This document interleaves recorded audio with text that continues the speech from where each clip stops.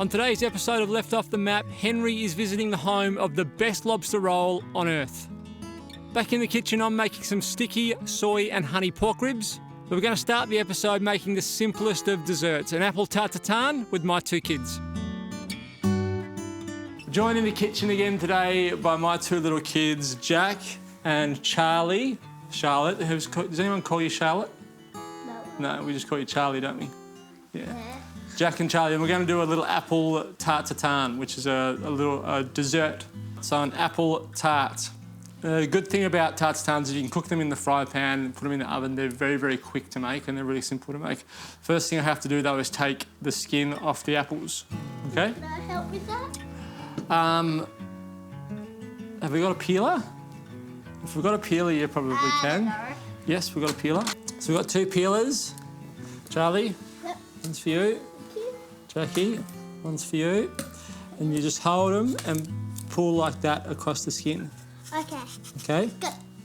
And you better peel the skin off. Like that? That's it. Good girl. And then pop the skin in the bowl. Why are you cutting it? Because we don't have any more peelers left, so I'm just going to use my knife. It's easier to use it. You were holding one in your hand though. So then that will go. That's not a very good one. Don't worry about that one. It's not a speed peeler like you've got. I'm good at this. You good at it? Look how big I can do it. I can take heaps off already. Done a good job. See? Look. Good girl. Very big. Well done. That's This is probably the first time you've ever peeled anything, isn't it? Yep. I did want to peel one, but inside we don't have a very good peeler. Now, when Mum or Dad needs you to peel the vegetables, you can peel the vegetables. So we're using Granny Smith apples, which are tart, which I think are best for making They're these. also sour. Yeah, which is just, that means the same thing, tart and sour, but they are a little bit sour, aren't they? So they need some sugar, or they need some sweetness of some kind. So we're using honey and sugar. Good girl. We're going to use a little bit of sugar and some honey as well to add the sweetness that we need to add to just balance out the natural sourness that's in those apples. Now, I think they're the best apples for cooking because you can add a little bit of sugar and you don't get a really clean, sweet, overpowering dessert. It actually balances really nicely between the sourness of that apple and the sweetness of the honey and the sugar that you're adding to it. But these apples are green apples. The green apples, yeah. They're like stars. It's always sweet. So when you're cooking a tart tatin, you've got to think about the presentation side. So I'm going to cut our apples in half, take out the core.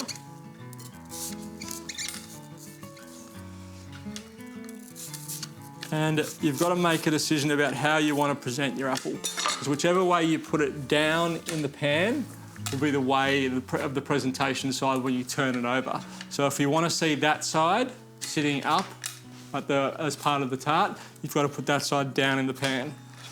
So we might keep these whole or in whole chunks, in large chunks. So we'll just cut them in half. Because when you flip it over, it will turn out on the other side. Good girl. Can you do this one with the peeler? Do you want me to do it with the peeler or the knife? The peeler. Okay. I actually like them. You look, they're yummy? I'll put them in the bowl. They're yummy. Not too sour? A bit sour. The skin isn't sour, it's just the inside we have to. One of those things, have you ever eaten one when you've brushed your teeth? No. It tastes really weird. It would. It will taste like... Look how many peelings we have. Lots of peelings. What should we do with those peelings? Make soil. Soil? Yeah, we can do. We can put it in the garden. We can put it in the worm farm. Oh, yeah. Or we can give it to the chickens. Or we can put it in the garden. Worm farm, you already said put it in the garden. Garden. Put it in the garden, you reckon, Jackie? We should put it in the garden. No. Chicken. In the chickens? The chickens already had their lunch. Breakfast. Breakfast. They had breakfast this morning, didn't they? Yeah. Pop comes around and feeds them. Yeah. But they don't have lunch or dinner. They don't. That's They your apple. just have breakfast, don't they? Yeah. And Dad. Whoa, that's an awesome apple. Can I use it? No, Jack. Yeah. How did I go? Good girl, darling. Perfect. Cut that in half. That is. All right, so we've got our apples now. Before they go in, though, we want to make up our honey caramel. So we've got some honey from Blue Hills just down the road.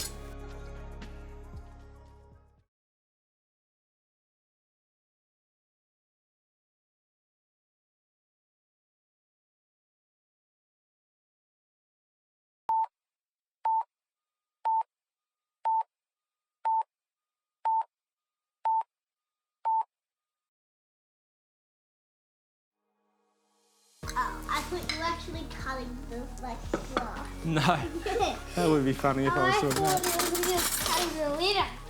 All right, so we're going to put about 3 tablespoons of honey. I did not know that was honey.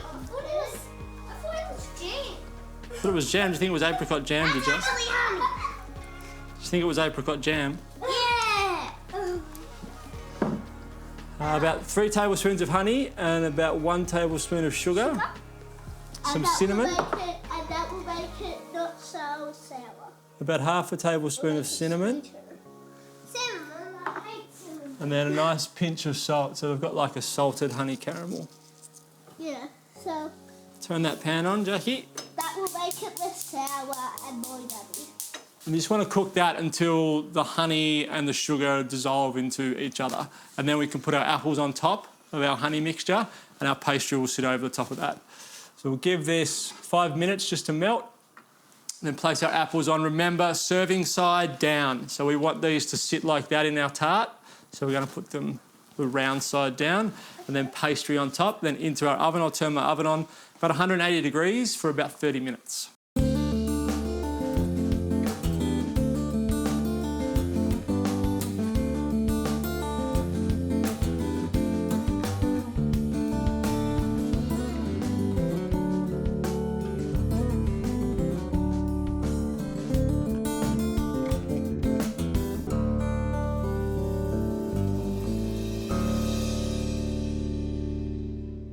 Now let's leave that while it bakes in the oven and go catch up with Henry.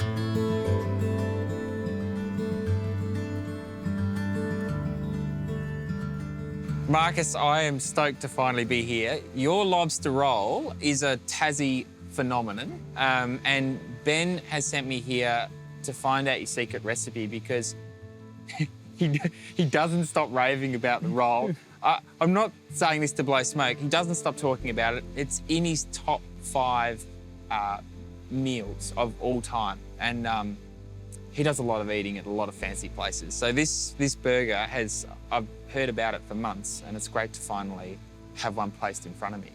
So basically, I've been sent here to find out the process and the secret behind the magical lobster roll. Yeah, well, thanks for your praise, Henry. It's it's certainly been a long process to get the product we've ended up with here. Yeah. Yeah, a lot of the credit goes to my wife, Sarah. She's put a lot of time and effort into getting the balance just right. Yeah. And yeah, she really has come up with something that's become a bit of a trademark of our cafe here. Yeah, it has. Yeah. That's right. Everyone comes for the lobster roll. What goes into it? Obviously lobster, but... Yeah, we use fresh local lobster meat. Yeah. We've spent a lot of time developing a sauce to go with that, and just some fresh lettuce and a brioche bun. So Okay. Pretty simple type ingredients, but they all seem to go together well, and you end up with a pretty good tasting experience. Yeah, beautiful. And the lobster, they're sourced locally, I'm assuming?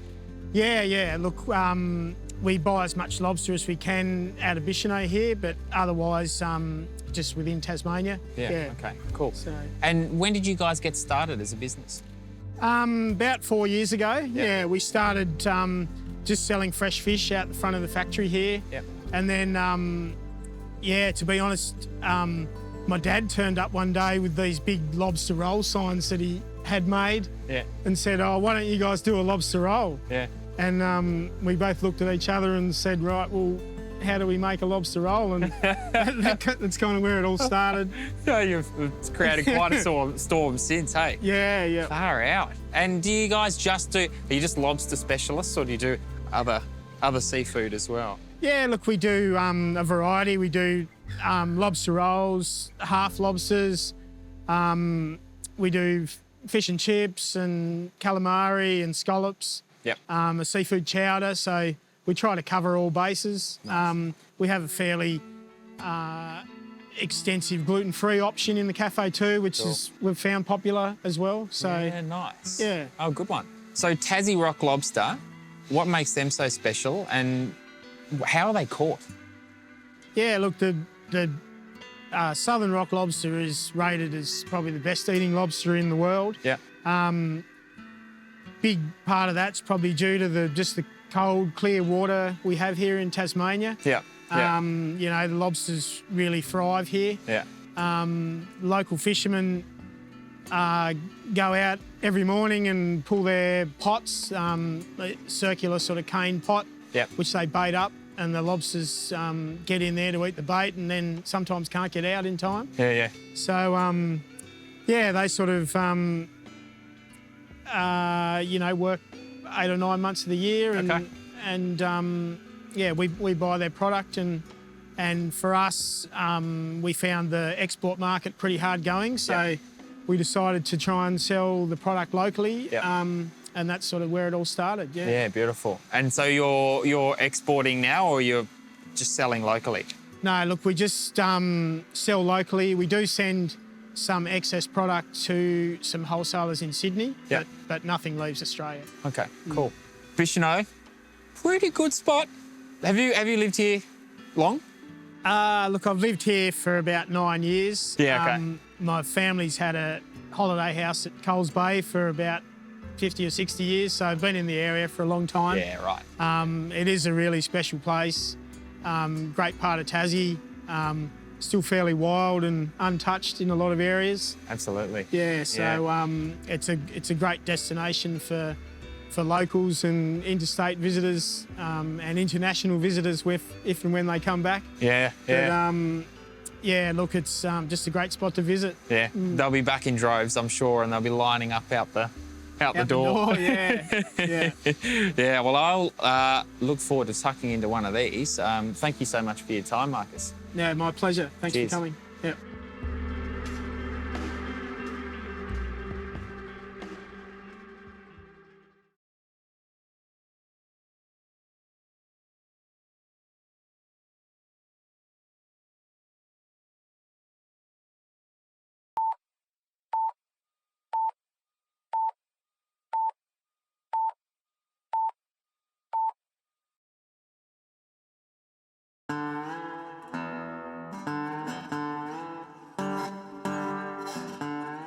I've lost my little helpers. They've gone out to give the feed to the garden and the chickens, and they'll probably stay out there playing now that it's a beautiful day out there. So I'm going to continue on.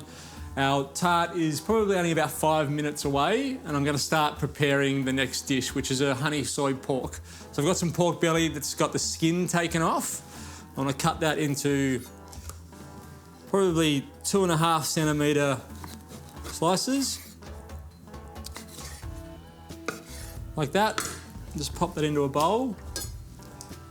And then I'm going to make up a honey and soy mixture to go on top of that. So I've got some honey, same as what we used before. So it's leatherwood honey, very uniquely Tasmanian. Leatherwood honey is the only place you can get it is here in Tassie.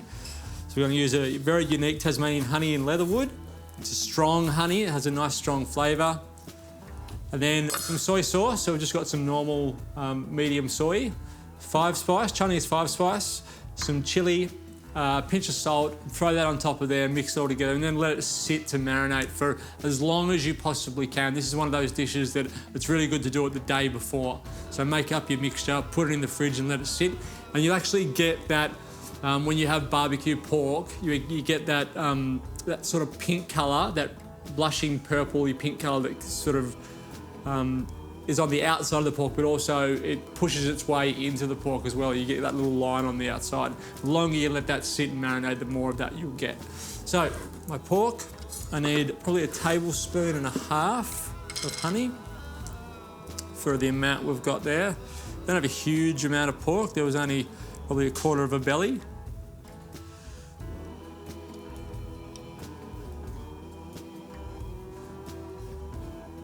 Tablespoon and a half of honey. I need about the same amount of soy, so about 1.5 tablespoons of soy. Now, even though we do have soy in there, I am going to put salt. There is quite a bit of pork there that we need to season, and the salt will actually help with that marinating process. So a good pinch of salt, and then our chili flakes. About 1 teaspoon of chili flakes. Just toss that around. Make sure everything gets nicely covered. I'll leave it out for half an hour, just so it warms up and that honey mixes in with the soy, and then you can pop it in the fridge, unless you're going to cook it straight away. If you're going to cook it straight away, just leave it out for about an hour, and then it'll be ready to cook. So I'm going to let that sit, and then just cook it in the fry pan. This is one of those things, if you do have an outside barbecue, creates a little bit of smoke, so it's good to cook it outside, but also you just get a better flavour from an outside barbecue, especially if you're cooking directly over charcoal. You get a much nicer flavour, but we're going to cook it inside today. All right, I'll let that sit and marinate and do its thing for probably, actually, I reckon that's ready in there. So I'll check on my apple tartan, and I reckon that'll be done. And we can look at that and then give the pork a little bit longer. I'll check this.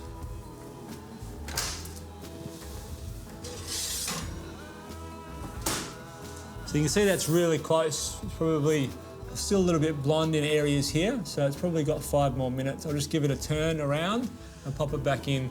And you've got to make sure, see how it's got a little bit of wobble in it, which is what we want. When we take it out, you've got to take it out pretty quickly. You don't want to let it set because it's going to stick to the pan. So it's just a matter of putting a plate on top and flipping it over, but do it while it's nice and warm. So 5 more minutes, and then that's ready to come out.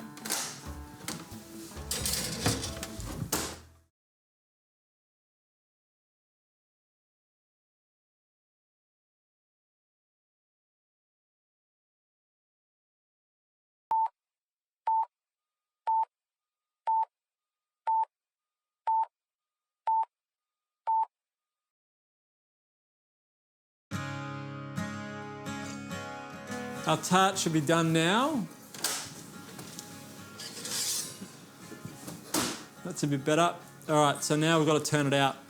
Pop your plate on top, hold it in place, and then just turn it straight over. That should fall out. Oh. So our tart's done, turned out. We can pop that off to the side, and we'll continue on with our pork. Because you've got honey in it, you want to cook it on a medium heat, otherwise you're going to burn the honey. So you don't want the pan to get too hot.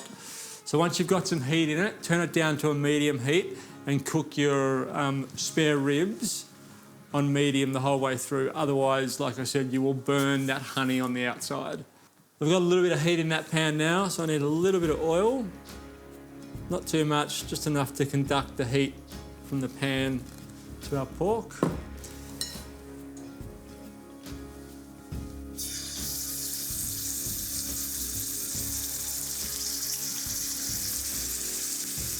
We want to turn these a couple of times while they're in there. Again, that's going to help stop burning our honey.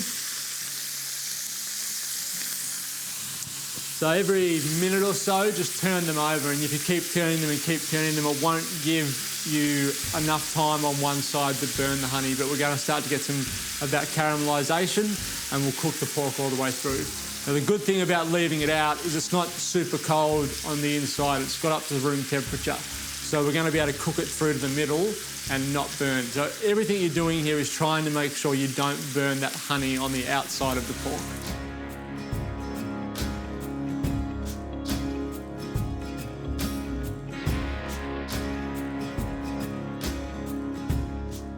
Pork's been cooking for about 6 or 7 minutes, so it's got about a minute to go. Give the presentation side a little seasoning with salt. And the reason why you use honey and not sugar, you see how black and dark that gets? If you use honey, you'll get that colour and it won't taste burnt. You won't get that acrid flavour of burnt sugar. If you added sugar to that and you ended up going that far, it would actually taste like it was burnt, but this will actually taste like burnt honey, which is a nice flavour. They can come out.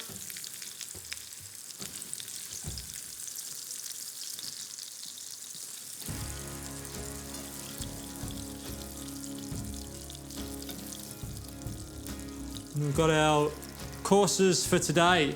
The apple tart tatin and our little pork honey soy spare ribs. A bit more salt. I'll put a little bit of salt on that as well, actually.